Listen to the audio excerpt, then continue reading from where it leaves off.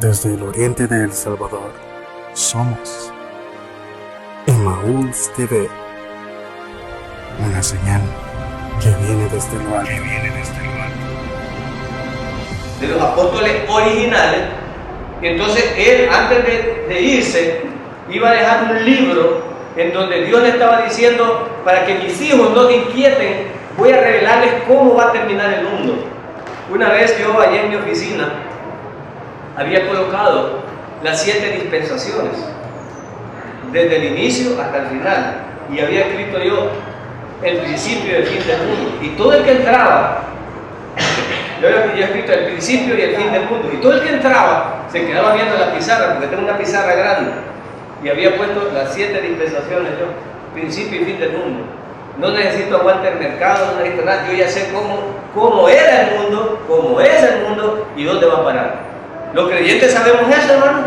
Amén. Y si no lo sabía, hoy por Apocalipsis lo vas a ver, hoy por las revelaciones lo vas a ver. Entonces Dios es lo que quiso, que sus hijos no estuvieran en ascuas, y entonces dijo: ¿sabes qué? Vas a escribirme un rollo y te voy a dictar qué es lo que vas a escribir tú ahí, para que mis hijos sepan qué es lo que voy a hacer yo en el futuro, porque ellos dijeron: bueno, el Mesías se murió, los apóstoles se murieron, ¿y ahora qué? Y Juan está en la isla de Patmos. Creo que alguien llegaba a dejarle de comer, porque creo que esa isla era algo inhóspita, ¿verdad? Y entonces me le vas a escribir un mensaje. Entonces, a las iglesias que están en lo que ahora se llama Turquía, las 7 iglesias del Asia Menor, ese es lo que ahora es Turquía. Turquía actualmente es donde estaban estas iglesias. Bien, el hermano que me antecedió habló un poco de esto, pues, y yo solo hago un repaso, y creo que vieron del versículo 1 al 4. Vamos a continuar del 4 en adelante, de la 3, del 4 en adelante. Muy bien. Vamos a profundizar donde hay que profundizar, y yo un saludo, yo te digo hola, no voy a profundizar en el saludo. Hola viene que la H, no vamos a profundizar en eso, ¿verdad? Sino que vamos a ver en los puntos más ahí. Veamos en nuestra Biblia entonces ahí, el verso 4 del capítulo 1 de Revelaciones. Juan, a las 7 iglesias que están en Asia. ¿Qué número está usando Juan aquí, hermanos? ¿Qué número está usando? ¿Y qué significaba 7? Bueno, ahí vamos, ¿verdad? Vamos entendiendo esto. Miren, entonces, ¿había más iglesias en el Asia Menor? Sí, había más iglesias. ¿Pero por qué usamos 7? Aquí va. Entonces Juan, el Señor le dice: escribe, y me le escribe a las 7 iglesias. No sé si es coincidencia, pero estas iglesias en el Asia Menor estaban ubicadas, las 7 estaban ubicadas en orientación a cómo caminan las agujas del reloj.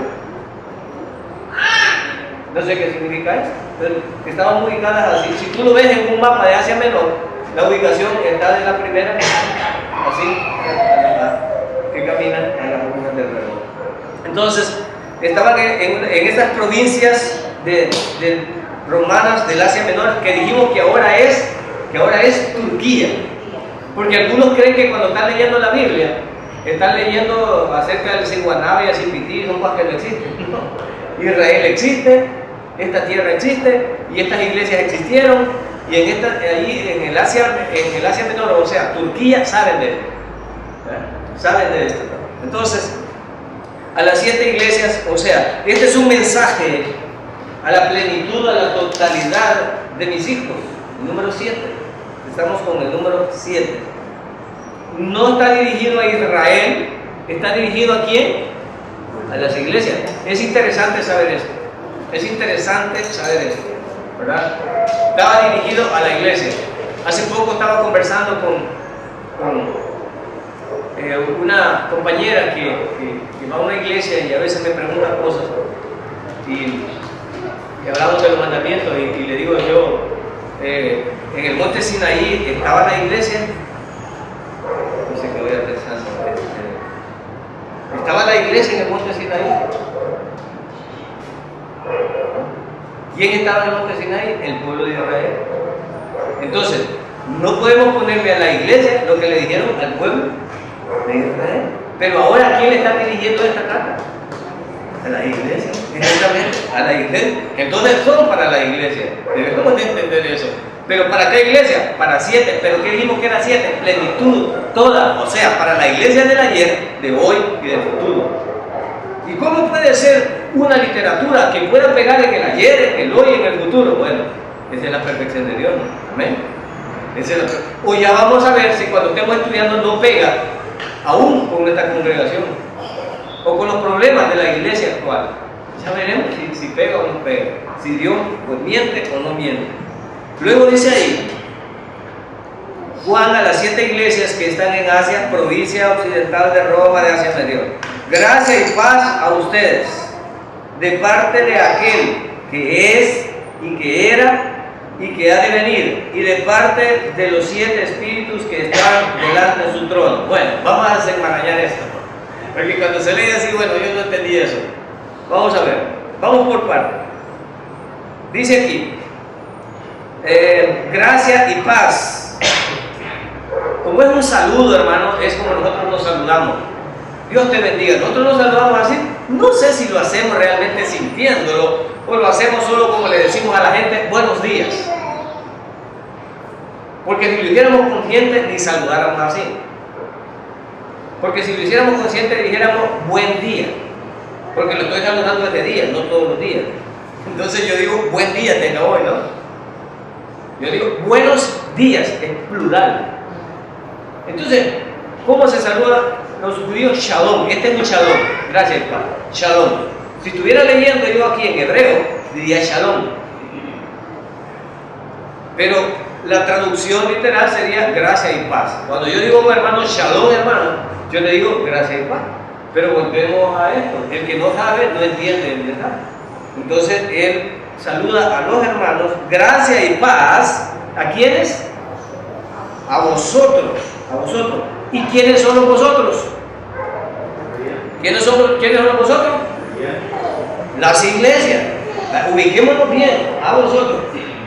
¿A quién le estaba escribiendo Juan? Entonces ahorita las está saludando. ¿Y qué les desea Juan? Gracia. Bien. Aquí, cuando nosotros saludamos con gracia y paz, gracia, charis, en griego, charis, traducción literal, don merecido. Cuando decimos, ¿cómo estás? Bien, por la gracia, pero lo usamos como un eslogan. ¿Y qué es la gracia de Dios? Es decir, que aunque yo no lo merezca, Dios me hizo que hoy abriera mis ojos y me pudiera levantar. Aunque soy un pecador, Dios me permitió y me ha regalado este día. Aunque sea tan trompudo que desde que amaneció a estar reclamando, otros ni amanecieron. Hay gente que se levanta en la mañana y no está el café, que esta vida, que perra vida tengo, ya me la y en vez de decir, gracias Señor, porque he abierto mis ojos y me regalas un nuevo día. Entonces vamos a leer gracia y paz. O sea, ¿cómo deben de estar los creyentes? Agradecidos y tranquilos. ¿Por qué? Porque tenemos un Dios en el que confiamos. Amén. Y sabemos que nuestras vidas están depositadas en Él. Y todo lo que nos ocurra. Pero lo terrible es que de esto, a vivirlo, hay un gran trabajo. Y aquí es donde vienen los hermanos que tienen victoria porque tienen fe. Y los que tienen fe viven tranquilos. Y los que somos carnales nos comemos las uñas. Y ahí estamos, y no hayamos cómo hacer, nos abatimos. Pero él les dice gracia y paz. Sí, Juan. ¿Dónde estaba Juan? En el Hotel Hilton, en el Paradise. ¿Dónde estaba Juan? Estaba recluido en una isla desértica, en Pasmo, por andar predicando el Evangelio. Pero él, ¿qué les desea a los hermanos? Hay gente que nosotros la saludamos, y desde que la saludamos empiezan con las quejas. ¿Y cómo está? Ay, vieja. Si yo te contara, andante alto de pie. Hay gente de este tipo que vive de esta manera. Pero ¿cómo debe de vivir el creyente? Bueno, y miren, y por trompudo sería bueno que la gente nos dijera, ¿y así querés que yo vaya a tu iglesia? ¿Y qué Dios es el que me ofrece para andar amolado como vos? ¿Para qué guardar? Para vivir amolado como vos. La gente nos puede envidiar cuando nosotros vivimos contentos, vivimos felices. Y vivimos así a pesar de las angustias, porque no es que los creyentes no vamos a tener angustias, claro que las vamos a tener. Ellos estaban pasando persecución. ¿Y por qué les está escribiendo estas palabras a Dios? Para consolarlos. ¿Y dónde estaba Juan? Como digo, ¿estaba en una gran cacereto, en Victoria? No, estaba recluido. Y los hermanitos le llevaban comida para que no muriera de hambre. Pero él estaba recluido ahí. Pero él dice, gracia y paz a vosotros, a ustedes. ¿De parte de quién? ¿De parte de quién? No somos abusivos ni debemos de ser abusivos. Esa gracia y esa paz no depende de nosotros. Depende del Altísimo. Y nosotros lo decimos. Y lo dicen hasta los paganos. Pero como lo decimos automáticamente, ¿cómo está? Bien por la gracia. Pero ni siquiera visita la iglesia. O sea, hay gente que dice eso y no visita ni la iglesia, ¿verdad? No está interesado en el ministerio de Dios. No tiene ningún compromiso con Dios. ¿Sí? Pero manejan esta situación.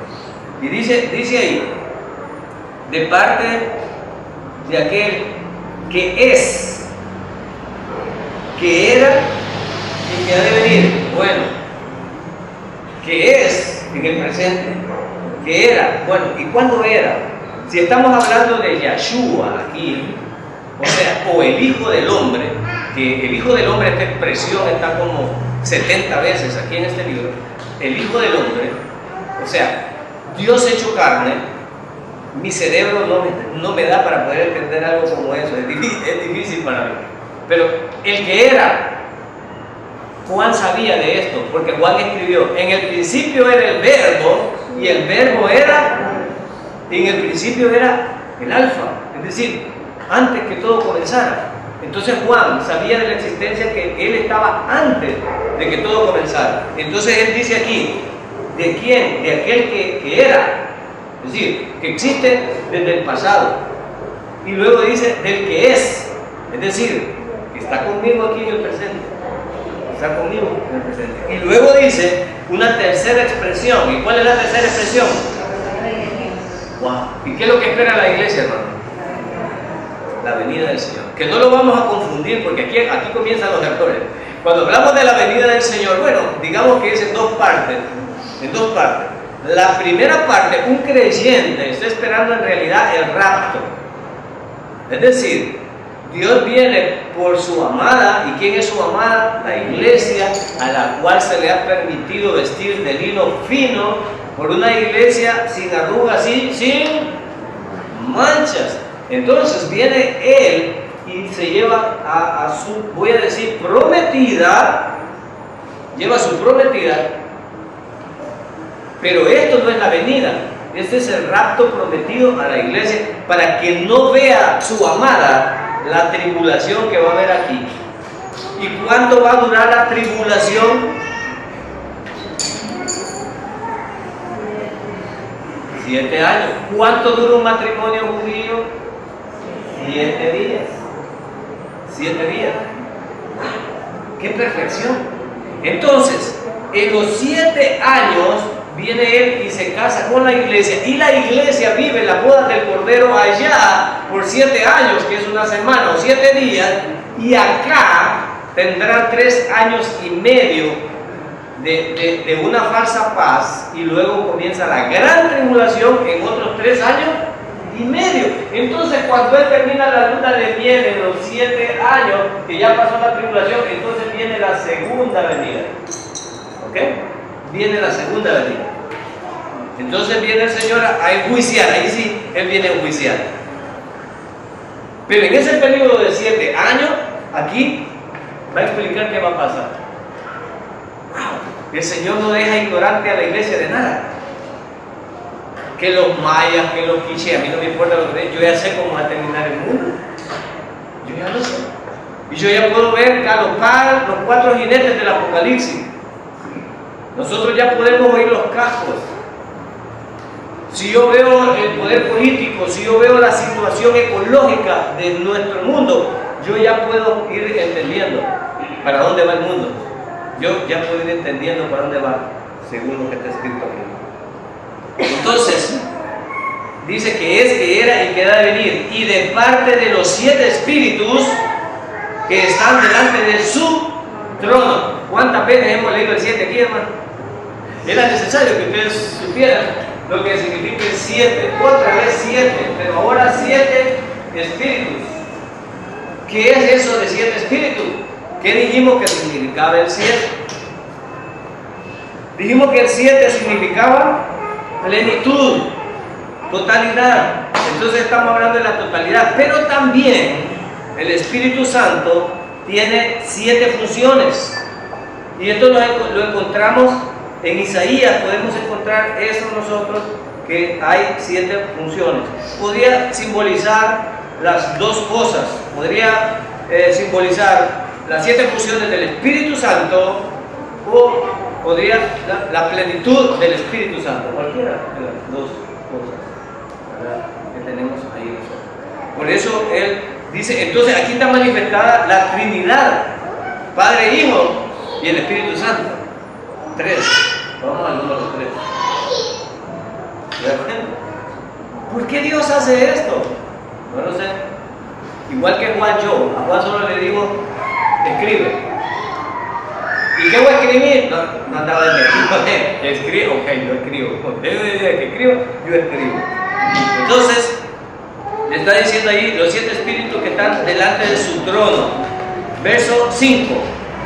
Y de parte de Yeshua, tenemos la Trinidad ahí, el Padre, el Hijo y el Espíritu Santo, ¿verdad? Tenemos ahí Yeshua, que es. Entonces, en nombre de esto, estaba haciendo Juan esto, y de parte de Yeshua, el testigo fiel. Bueno, vamos a ver. Empezamos aquí. Hermano, tú eres testigo, el testigo fiel. Dios nos ha mandado a dar testimonio, ir por todo el mundo y predicar este evangelio a toda criatura. Y vayan por toda la criatura, vayan enseñándole. ¿Cuántos están obedeciendo esto? ¿Cuántos están obedeciendo esto? Bueno, no se aflija. Hay formas de obedecer esto. Yo ya le dije a usted, mire que yo no puedo hablar. Ese pretexto se lo pusieron al Señor. Se lo pusieron al Señor el pretexto. Soy tartamudo, no puedo hablar. ¿Me quiere poner el pretexto usted? Bueno, no lo sé. Pero aquí hay un testigo fiel, porque este sí es fiel. No es como uno de nosotros, ¿no? Que no eres creyente vos. No. Yo así, de vez en cuando voy a la iglesia. Un testigo infiel, testigo fiel, un testigo que vino a ser de parte de quién testificaba él, de parte del Padre, vino a contar al mundo el plan de salvación de su Padre y dijo, yo soy el camino, la verdad y la vida. ¿Y qué más dijo? Y nadie, la palabra nadie, absoluta, nadie va a llegar donde Papá Dios o al paraíso si no es testigo fiel. ¿Quién le dio esa orden? Él. No, yo voy a llegar por mis sacrificios, yo voy a llegar por mi conducta, yo voy a llegar porque ayuno, yo voy a llegar porque oro, yo voy a llegar porque hasta callos tengo en las rodillas de orar todos los días. Pero eso no es lo que dice. Eso es lo que piensas tú. Y como a Dios no le importa lo que piensas tú, sino las órdenes que da Él. Como acabo de decir, Juan le dijo, escribe y me le llevas esto a las 7 iglesias. No le estuvo pidiendo opinión. Solo somos mensajeros. ¿Y qué somos nosotros? Mensajeros. Yo vengo aquí a predicarte el evangelio, que la salvación es por gracia y solo tienes que creer. No me importa, yo creo que eso no es así. Ok, hasta ahí llego yo. Yo no voy a estarte metido hablando más. Buenos días, muchas gracias. No nos han mandado a juzgar a la gente. Ese se va a condenar, ese se va a salvar, ese no nos han mandado a eso. Entonces, a algunos no nos gusta dar testimonio de Dios porque nos da vergüenza nuestros actos.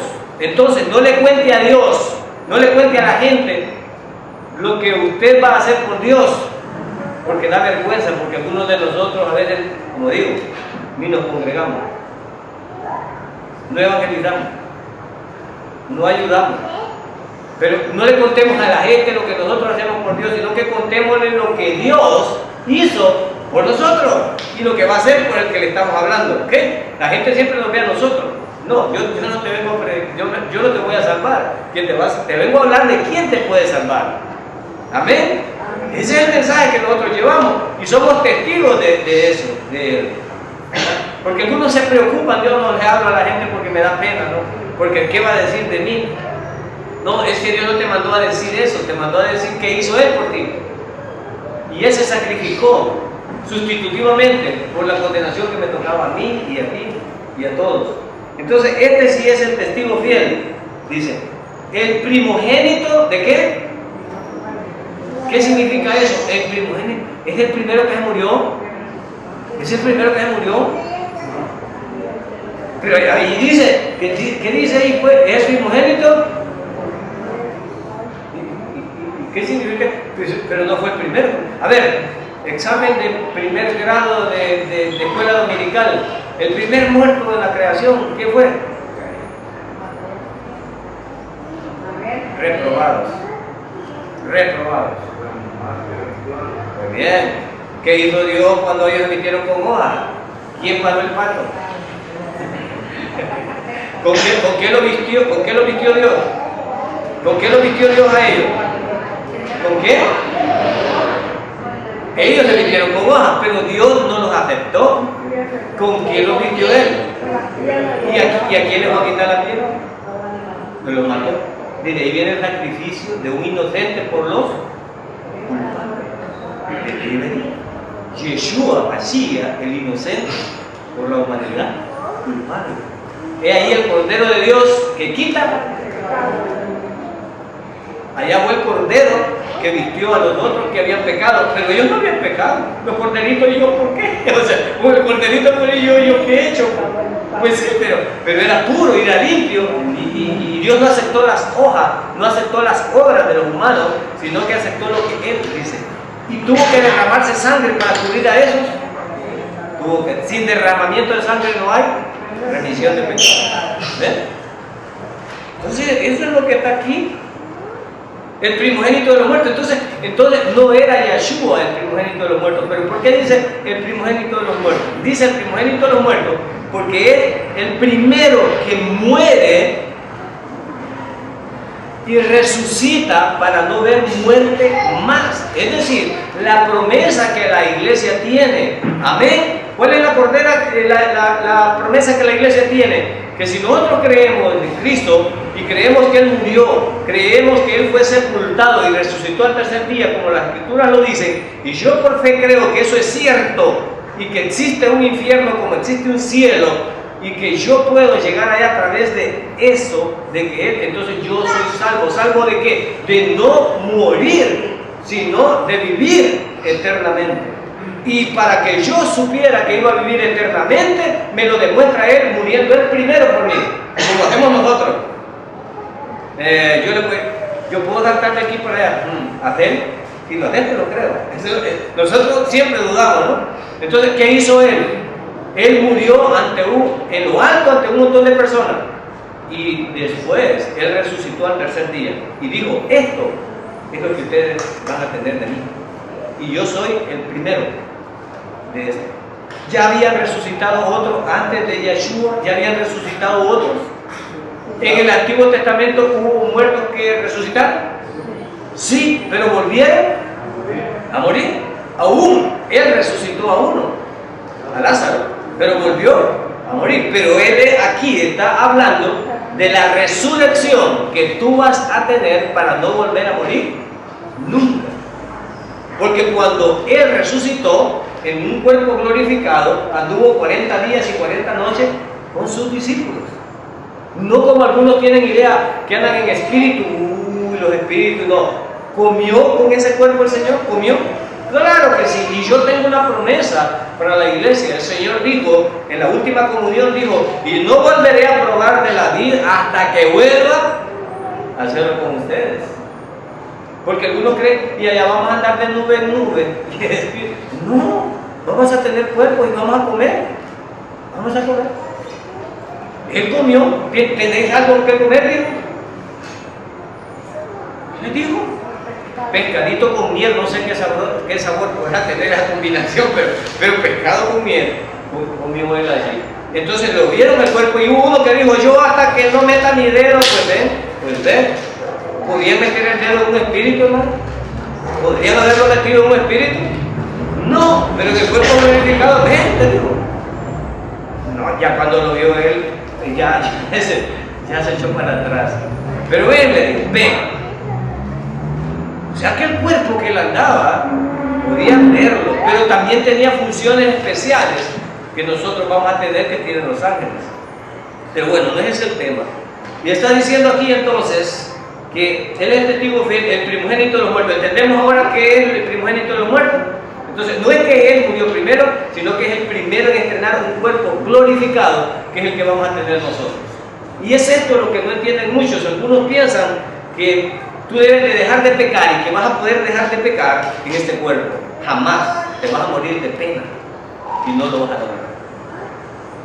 Por eso el Señor dice que nuestros cuerpos tendrán que ser transformados. Nadie en este cuerpo va a poder ver al Señor. Pero algunos malinterpretan esta cosa. Primogénito de los muertos y el soberano de los reyes de la tierra, al que nos ama y nos libró de nuestros pecados con su... Ok, ¿cómo se quitan los pecados? Los pecados se quitan, miren, luchando cada día. No, Señor, también equivocado. Los pecados, dice aquí, que se quitan con el sacrificio que Cristo hizo en la cruz. Si tú ves ahí, dice, y nos libertó de nuestros pecados con su sacrificio. Hay una iglesia en Estados Unidos que ya no permiten, no quieren permitir que a los niños se les hable del sacrificio de Cristo, porque como hoy ya no quieren armas, no quieren violencia, no quieren que, bueno, por eso que en Estados Unidos hay, bueno, todos están haciendo como el siglo XVIII, que eran gays, todos eran bien cariñositos, ¿verdad? Entonces, bien cariñositos, y solo jugar con muñecas o no sé cómo. Pero la cuestión es que cuando vemos el sacrificio de Cristo, hermanos, es sangriento. Tan inmundo como el pecado, que es de grande el sacrificio. Entonces, allá, muchos psicólogos están diciendo que a los niños los van a traumar y no les hablen de que Cristo murió derramando sangre de esa manera, porque va a impactar, claro, si murió para impactar, o sea, claro que sí, una muerte sacrificial, terrible. Bueno, cuando Mel Gibson hizo la primera película poco parecida a la realidad, la gente quedó, y al Papa de ese momento, no sé si fue Juan Pablo, no lo recuerdo, después que la vio, dijo, así fue. Así fue. Porque Mel Gibson usa una traducción aramea, en el lenguaje arameo, que era en el momento ahí, y lo hizo. Y en algunos países fue censurada para que la gente no la viera. Porque si nosotros hubiéramos visto literalmente cómo lo hicieron, hermano, yo creo que muchos de nosotros lloraran de ver lo que le estaban haciendo a un inocente por nosotros. Pero el diablo no quiere que la gente sepa eso. El diablo quiere que él te dice, no, tú te puedes salvar, no ocupas a un Cristo. Tú solito con tal que te portes bien y no hagas nada. Pero ¿a dónde dice eso? Nosotros no podíamos pagar una deuda eterna porque somos seres mortales. No tenemos la capacidad. Tenemos una deuda eterna y solo la podía pagar un eterno. Aquí pudiera morir mucha gente queriendo dar la vida por Dios, pero no podría pagar su pecado porque no tiene suficiente con qué pagar. Es más, la condenación en el infierno va a ser eterna. ¿Por qué? Porque nunca podremos pagar nuestro pecado. Entonces, como nunca podemos pagar, será eterno, interrumpido para nunca, jamás. Pero para que esa deuda se pudiera pagar, tenía que venir un ser eterno, alguien eterno, que sí tuviera la capacidad. Y por eso hubo la necesidad que Yeshua, el Mesías, se hiciera hombre. Y siendo un ser eterno, al 100%, Dios, vino a derramar una sangre que no era la sangre de cualquiera, sino que era una sangre del Hijo de Dios. Y como Él era eterno, podía pagar mi deuda eterna. Por eso cuando terminó, Él dijo, consumado es, tetelestai, es decir, hecho está. Padre, ha sido pagada. Ahora, todo el que quiera ir a ti, tendrá que venir detrás de Él. Detrás de Él. Nadie va a ir de frente ante Dios, sino, ¿y tú por qué quieres venir aquí al cielo? No, yo por mis méritos para nada, yo voy detrás de Cristo, que Él me dijo que yo podía llegar a ti a través de Él. Amén. Eso es lo que dijo Él. Nadie viene al Padre si no es conmigo. Eso es lo que está. Pero esto es difícil para algunas personas entenderlo. Entonces estas son las revelaciones que están dando aquí. Y dice, soberano de la tierra, de los reyes, nos ama y nos libertó de nuestros pecados. Verso 6, e hizo de nosotros reyes, pero ahí la mejor traducción es reino. Y hizo de nosotros un reino, sacerdotes para Dios. ¿Por qué digo así, hermanos? Porque ¿quién es el rey de reyes? Es Él. Él dijo, mi reino no es de este. Entonces nosotros pertenecemos a un reino distinto. Entonces nosotros estamos dentro del régimen del rey divino. Y eso es lo que en la traducción más estable tendría que decir aquí. Pero como somos hijos del rey, pues somos reyes. Pero lo que aquí quiere dar a entender es que estamos en el reino de Dios y luego agrega, pero en el reino de Dios, ¿qué somos nosotros?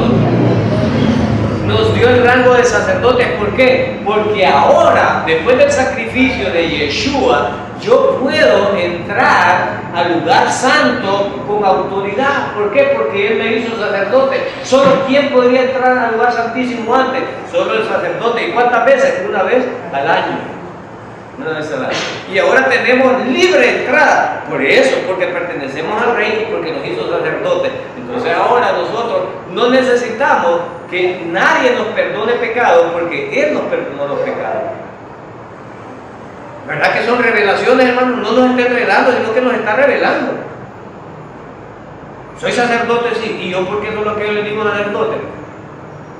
Porque no lee. Hasta él se le va a decir que todos son sacerdotes, porque yo he oído del labio de los sacerdotes que todos son sacerdotes.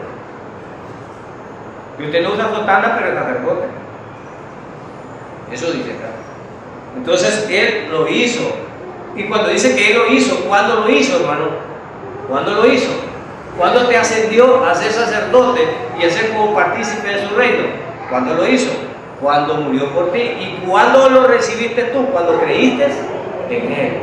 Si no crees en Él, ¿tú puedes rechazar el reino de Dios? Sí. Tú puedes rechazar el reino de Dios. Entonces, hizo de nosotros un reino de sacerdotes para Dios su Padre.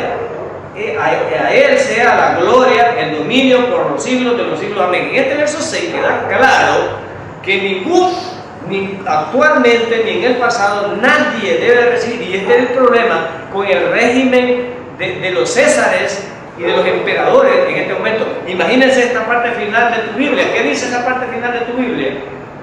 ¿Quién es el merecedor de toda honra, de todo honor, de toda gloria, de toda potestad? ¿Quién?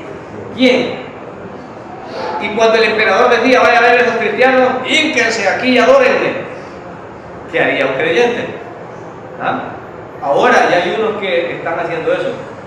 Yo me espanté, bueno, lo voy diciendo 2 o 3 veces. Aquí yo dije, y no es que sea profeta, yo dije aquí, cuando Chávez se paró una vez junto con el presidente de Irán, diciendo que iban a traer a Israel, yo le dije que ese hombre va a caer. Algunos estuvieron aquí cuando yo dije eso.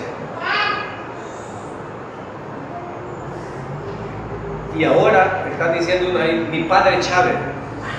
La Biblia dice, a nadie llaméis mi padre Chávez. Y él dice, ¿qué puede decir que era su padre? No sé si ustedes oyeron un mensaje que Dios Sánchez Serén allá, dijo que él era su padre, mi padre Chávez.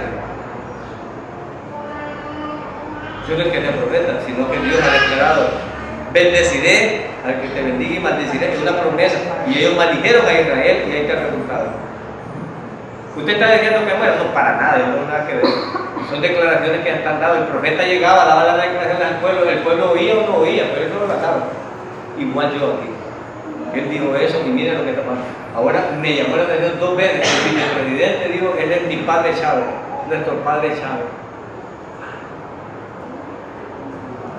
Es blasfemia, hermano. Aquí querían los emperadores, un emperador ser adorado. Ya no basta decir mi presidente de la república, mi gobernante, no, mi padre. O sea, ya vamos más allá. ¿Y quién merece ese verso número 6? ¿Qué dice ahí? ¿Quién merece todos esos títulos honoríficos? ¿Quién los merece? Y por eso los creyentes estaban teniendo problemas en el Apocalipsis. Porque los emperadores de ese momento, como los emperadores de ahora, quieren ser adorados. Hitler era igual. Hitler, el que no era con él, se lo acabaron.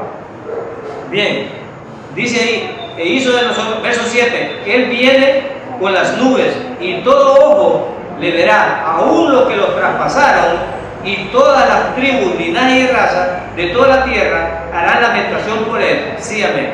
Y los que los traspasaron, ¿quién lo traspasó al Señor, hermanos? ¿Quién traspasó al Señor? ¿Quién lo traspasó? ¿Lo recuerdan? ¿Fue traspasado el Señor con una lanza? Sí fue traspasado. Es decir, no podía entrar ninguno vivo al día de reposo, al Sabbat. Entonces, haciendo cuentas algunos allí, el viernes el Señor había sido colgado, no había muerto, pero ya iba a ser la hora del Sabbat, entonces no podía entrar vivo al Sabbat. Entonces viene alguien y lo traspasó en su costado con la lanza para que él no entrara vivo, porque terminara de morir y no estaba muerto. Pero ahí está hablando de ese tipo que va a venir a justiciarlo. No. ¿Cómo dice el verso? Lea el verso, ¿cómo dice? Y dice el que lo traspasó o los que lo traspasaron. ¿Qué dice? Los plural. Y no fueron 8 lanzas ni 10 lanzas, fue uno. Pero aquí se refiere que él va a venir a arreglar cuentas con los que fraguaron su muerte. Con todos los sinvergüenzas que judíos santísimos que dijeron que este había dicho cosas que no había dicho. Va a venir a hacer juicio y cuentas sobre él. Allá pudieron haber dicho, este no era el Hijo de Dios, ya ven, aquí estamos tranquilos nosotros. No. Hay muchos aquí que dicen, ¿qué? Si Dios existe, que me caiga un rayo seco. No, papá. Ahorita estás en el periodo de la gracia, puedes hacer lo que quieras. Pero va a haber un día de juicio y ahí es donde van a dar cuenta. Ahorita Dios no está enjuiciando a nadie. Si Dios estuviera enjuiciando a la gente, hermano, a cada rato iríamos como para la feria, como que son puentes cayendo rayos en seco, matando gente. Y de esta iglesia varios no hubiéramos muerto también. O sea, aquí posiblemente ¡plum! Caer porque no estamos libres de pecado. ¿O hay alguno libre de pecado aquí? ¿Hay alguno libre de pecado, hermano? Entonces, si Dios estuviera juzgando, estuviera eliminando a todos aquellos que andan fallando, muchos estuviéramos muertos ya, pero no se refiere a eso. Verso 8 y terminamos. Se me fue el tiempo, creí que íbamos a ver hasta el 20 y terminamos verso 8. Yo soy el alfa y la omega. ¿Quién dice, quién hace esa expresión? ¿Quién la dice? ¿La debo de creer? Él la dice. Pues yo no la digo. Él dice que es la totalidad. Él es el principio y el fin. Hermano, ¿estás confiando en un Dios así de poderoso tú? A veces nos achicamos cuando nos vienen los problemas, ¿verdad? Todos nos afligimos, porque estamos faltos de fe. Y entonces eso indica que la prueba que estoy pasando o la disciplina está correcta, porque eso indica que estoy flojito y debilito y necesito fortalecerme, porque nos hacemos fuertes en las pruebas. Nadie quiere pruebas, claro, yo menos. Pero como Dios sabe lo débil y cobarde que soy y quiere hacerme fuerte, por eso dice, yo soy el alma. ¿Por qué temes? Si yo soy todo, pues, ¿por qué temes? Temo por cobarde. Temo porque no tengo fe. Y Dios me quiere mostrar eso. Dice el Señor, el que es, el que era y el que ha de venir. La última frase, como dice en tu Biblia, la última frase. El todo. Bueno, ¿qué significa eso? ¿Tendría que explicar yo eso? El todo. Ay, hermano, viera lo que estoy pasando, hermano. Yo he hecho eso, hermano. No lo digo ni sé nada de ustedes, ni soy profeta, ya les dije, yo solo veo esto. Yo he vivido en mi vida, valga la redundancia, crisis. Y me ha cobardado, sí. Algunos me han echado de ver, algunos no me han echado de ver. Yo he estado a punto aquí de no seguir sirviendo ni de seguir dando estudios. Y de hecho yo aquí con algo flojito de las piernas, pero de hecho yo, porque me acuerdo de un himno que cuando estaba en mi peor crisis empecé a oírlo, no sé quién lo pudo, y decía: si estás triste, alaba; si estás en angustia, alaba; si estás con pesar, alaba, y alaba y alaba y alaba a Dios. Amén. ¿Cuántos alaban hoy? Ay, amén. ¿Cuántos alaban hoy? Díganme. Andan arrastrando los pies. Y el último verso dice que tenemos un Dios que todo. Ojalá lo creamos. Ojalá lo creamos, porque el poder de Dios.